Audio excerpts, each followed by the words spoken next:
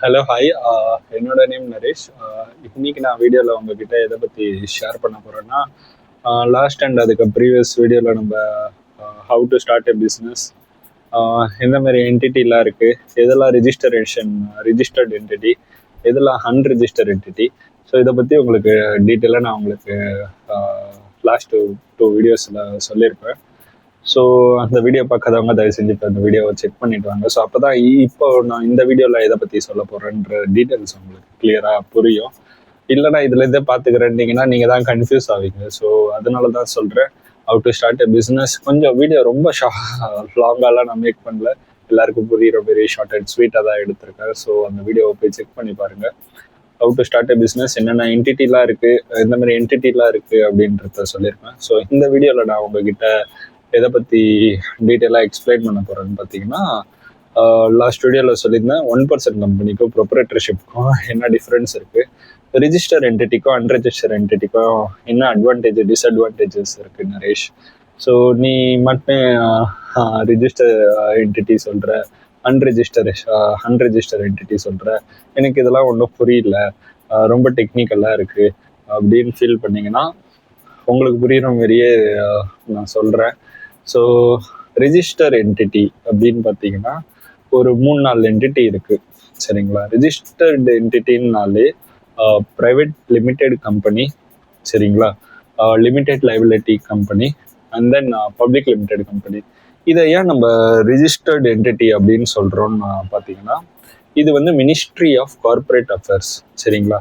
இந்த ministry of corporate அஃபேர்ஸில் உங்களோட நீங்கள் வந்து அஸ் எ டைரக்டராக நீங்கள் உங்கள் பார்ட்னர்லாம் போயிட்டு ரிஜிஸ்டர்ட் பண்ணுவீங்க. ஸோ உங்கள் பிஸ்னஸ் எதுக்காக நீங்கள் பிஸ்னஸ் ஸ்டார்ட் பண்ணுறீங்க, ஸோ இந்த பிஸ்னஸோட மோட்டிவ் என்ன, இது எல்லாமே நீங்கள் வந்து மினிஸ்ட்ரி ஆஃப் கார்பரேட் அஃபேர்ஸ்க்கு டீட்டெயிலாக சொல்லுவீங்க.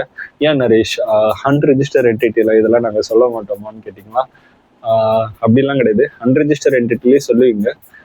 ஆனால் இது ரெண்டுத்துக்கும் நான் மேஜர் டிஃப்ரென்ஸ் சொல்கிறேன். ஃபஸ்ட்டு ரிஜிஸ்டர் என்டிட்டியில் இந்த மாதிரி ப்ராசஸ் இருக்கும். ஸோ உங்கள் பிஸ்னஸ் எதுக்காக நீங்கள் பிஸ்னஸ் பண்ணுறீங்க, எந்த ஸ்டேட்லேருந்துலாம் ஆப்ரேட் பண்ணுவீங்க, இந்த பிஸ்னஸோட ஸ்கோப் அண்ட் அப்ஜெக்டிவ்னா இதெல்லாமே வந்து நீங்கள் ரிஜிஸ்டர்டு என்டிட்டியில் மினிஸ்ட்ரி ஆஃப் கார்பரேட் அஃபேர்ஸுக்கு சொல்லிவிட்டு என்ஐசி கோட்லாம் இருக்கும் அதெல்லாம் வாங்கிட்டு தென் நீங்கள் பிஸ்னஸ் ஆப்ரேட் பண்ணுவீங்க. உங்கள் பிஸ்னஸ்க்கு லைசன்ஸ்லாம் எடுத்துகிட்டு எம்ப்ளாயிஸ்லாம் ஹையர் பண்ணிவிட்டு தென் மல்டிபிள் ஸ்டேட்டில் ஆப்ரேட் பண்ணிவிட்டு ஒரு டாட்டா லெவலில் வளர்ந்துருவீங்க, சரிங்களா.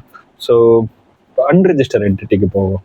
ஸோ அன்ரிஜிஸ்டர் என்டிட்டி அப்படின்னா நான் வந்து பெரிய லெவல்லலாம் பிளான் பண்ணல. ஜஸ்ட் நாங்கள் ஒரு ஸ்மால் ஸ்கேல் இண்டஸ்ட்ரி. என்னால் அவ்வளோலாம் இன்வெஸ்ட்லாம் பண்ண முடியாது. ஆனால் நான் வந்து பிஸ்னஸ் பண்ணோம். ஸோ நான் வந்து ரொம்ப கம்மி இன்வெஸ்ட்மெண்ட் தான் பண்ணணும்னு நினைக்கிறேன். ஸ்டார்டிங்கே வந்து 10 லட்சம் 20 லட்சம் போட்டு என்னாலலாம் பிஸ்னஸ் ஸ்டார்ட் பண்ண முடியாது அப்படின்லாம் ஃபீல் பண்ணுறவங்க எல்லாருமே அன்ரிஜிஸ்டர் என்டிட்டி போகலாம். ஸோ அன்ரிஜிஸ்டர் என்டிட்டின்னா ப்ரொப்ரேட்டர்ஷிப், பார்ட்னர்ஷிப், இதை தான் வந்து அன்ரிஜிஸ்டர் என்டிட்டின்னு சொல்லுவோம். ஒரு பிஸ்னஸ் ஸ்டார்ட் பண்ண போகிறீங்கன்னா தயவு செஞ்சு போய் ரிஜிஸ்ட்ரேஷன் பண்ணிவிடுங்க. ரிஜிஸ்ட்ரேஷன் பண்ணாமல் நீங்கள் பிஸ்னஸ் பண்ணிங்கன்னா, கரண்ட் அக்கௌண்ட் இல்லாமல் நீங்கள் மணி டிரான்சாக்ஷன் பண்ணிங்கன்னா எல்லாமே தப்பு தான். ஸோ நாளைக்கு இன்கம் டேக்ஸ்லேருந்து ரைடு வரும். ஸோ தேவையில்லாமல் ப்ராப்ளம்லாம் வரும். ஸோ லீகலாக பிஸ்னஸ் ரிஜிஸ்டர் பண்ணிக்கோங்க, டேக்ஸ் பே பண்ணுங்கள், சீட் பண்ணாதீங்க. ஸோ அப்படி இருந்தால் தான் நீங்களும் ஹெல்த்தியாக இருக்க முடியும், கவர்மெண்ட்டும் ஹெல்த்தியாக இருக்கும், நம்ம நாடும் வளரும், சரிங்களா. ஸோ இதுதான் ஒரு main thing. Unregistered entity and register entity, இது ரெண்டுத்துக்கும் உண்டான மேஜர் டிஃப்ரென்ஸ். இது ரெண்டுத்தையும் நான் உங்களுக்கு இன்னும் புரிகிற மாதிரி சொல்லணும்னா, ப்ரொப்ரேட்டர்ஷிப், பார்ட்னர்ஷிப் வந்து பிஸ்னஸ் ஜஸ்ட் எக்ஸ்ப்ளோர் பண்ணுறவங்க இந்த பிஸ்னஸ் வந்து ரிஜிஸ்ட்ரேஷன் பண்ணிக்கலாம். கம்மி லெவலில் நான் வந்து ரிஜிஸ்ட்ரேஷன் பண்ணணும்னு நினைக்கிறேன் நரேஷ். என்கிட்ட பெரிய இன்வெஸ்ட்மெண்ட்லாம் இல்லை, ரொம்ப ரொம்ப கம்மி இன்வெஸ்ட்மெண்ட் தான் இருக்குது. என்னால் அவ்வளோ கவர்மெண்ட்டுக்கே மெயின்டெனன்ஸ்லாம் என்னால் பே பண்ண முடியாதுன்னு நினைக்கிற யாராக இருந்தாலுமே நீங்கள் வந்து as a proprietorship, partnership registration பண்ணிக்கோங்க, சரிங்களா. இல்லை நரேஷ், என்கிட்ட ஒரு ஸ்டேபிள் இன்கம் இருக்குது, என்னால் கண்டிப்பாக கவர்மெண்ட்டுக்கு உண்டான டேக்ஸ் இதெல்லாம் பே பண்ணிக்க முடியும். ஆனால் என் பிஸ்னஸை வந்து ஒரு நல்ல போர்ட்ஃபோலியோ, என் பிஸ்னஸை வந்து ஒரு நல்ல ஒரு ரிஜிஸ்டர்ட் என்டிட்டியாக கஸ்டமர்ஸ்க்கு கொண்டு போய் சேர்க்கணும்னு நினச்சிங்கன்னா நீங்கள் ஆஸ் எ ப்ரைவேட் லிமிடெடோ இல்லை லிமிடெட் லைபிலிட்டியாவோ ரிஜிஸ்ட்ரேஷன் பண்ணிக்கோங்க, சரிங்களா. ஸோ இதை தான் நான் வந்து சஜஸ்ட் பண்ணுவேன்.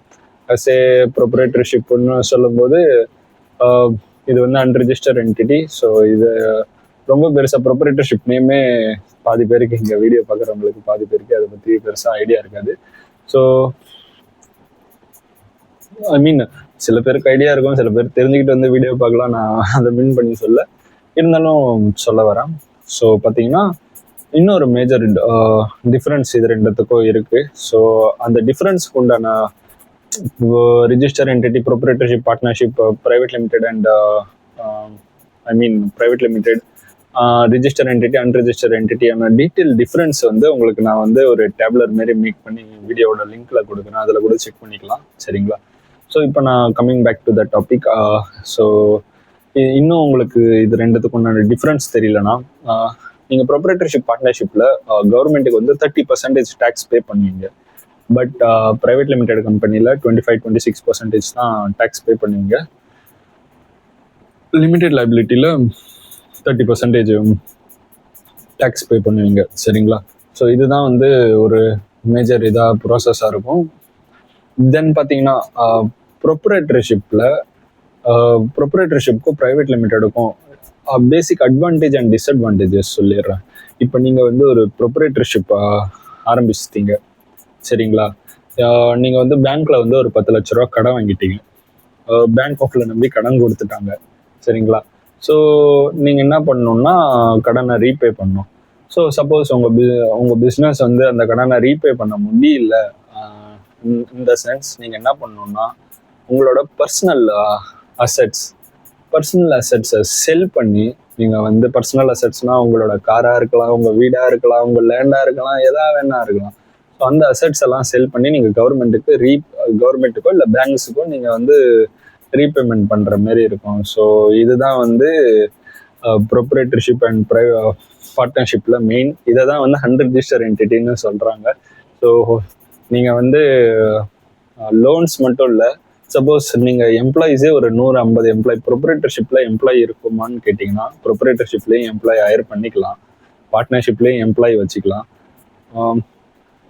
எதுக்கு 1% கம்பெனினா நீங்கள் ஒரு ஆள் தான் ஓன் பண்ணுவீங்க, ஓனர் நீங்கள் தான். நீங்கள் எம்ப்ளாயிஸ் எவ்வளோ பேர் வேணால் ஹையர் பண்ணிக்கலாம். ஸோ அதில் எந்த ப்ராப்ளமும் இல்லை. ஸோ அந்த எம்ப்ளாயிஸ்க்கு நீங்கள் சேலரிஸ் எல்லாம் மிஸ் பண்ணிட்டீங்கன்னா, அவங்களுக்கு உங்களால் சேலரியை கொடுக்க முடியலன்னா, உங்கள் பர்சனல் அசெட்ஸை செல் பண்ணி நீங்கள் வந்து அவங்களுக்கு சேலரியை பேர் பண்ணி கொடுக்குற மாதிரி இருக்கும். ஸோ இதுதான் ப்ரொப்ரேட்டர்ஷிப் பார்ட்னர்ஷிப்பில் பண்ணணும். பட் ப்ரைவேட் லிமிடெட் கம்பெனியில் அந்த ஆப்ஷன் கிடையாது. அதில் எப்படின்னா, உங்கள் கம்பெனியோட நெட் அசெட்ஸை மட்டும் நீங்கள் செல் பண்ணி லோன் ரீபேமெண்ட் பண்ணுற மாதிரி இருக்கும். ஸோ உங்கள் பர்சனல் அசெட்ஸ் இந்த சாப்டர்லேயே வராது. ஸோ டைரக்டருக்கு அதனால தான் வந்து அது வந்து ரிஜிஸ்டர் என்டிட்டி, உங்கள் லைபிலிட்டிஸ் எல்லாமே, உங்கள் பர்சனல் லைபிலிட்டிஸ் எல்லாமே சேஃபாக இருக்கும். உங்கள் பர்சனல் அசெட்ஸ் எல்லாமே சேஃபாக இருக்கும் அதில். சரிங்களா? ஸோ நீங்கள் வந்து உங்களோட எதை சொல்கிறது, உங்களோட கம்பெனியோட அசெட்ஸை செல் பண்ணி நீங்கள் எம்ப்ளாயிஸ்க்கு சேலரி கொடுக்கறதா இருக்கட்டும், இல்லை ஒரு லாஸ் பேர் பண்ணாலும் நீங்கள் வந்து அதை வச்சு தான் பண்ணுற மாதிரி இருக்கும். ஸோ இதை தான் வந்து ஒரு உங்களுக்கு ஐ திங்க் இந்த வீடியோவில் நான் சொல்ல வந்தது உங்களுக்கு டீட்டெயிலாக புரிஞ்சிருக்கும். இப்போ ஒரு ப்ரொப்ரேட்டர்ஷிப் பார்ட்னர்ஷிப்பில் லாஸ் ஆயிடுச்சுன்னா உங்களோட சொத்தை விற்று நீங்கள் கொடுக்கணுங்க. சிம்பிளுங்க. புரிஞ்சிருச்சா?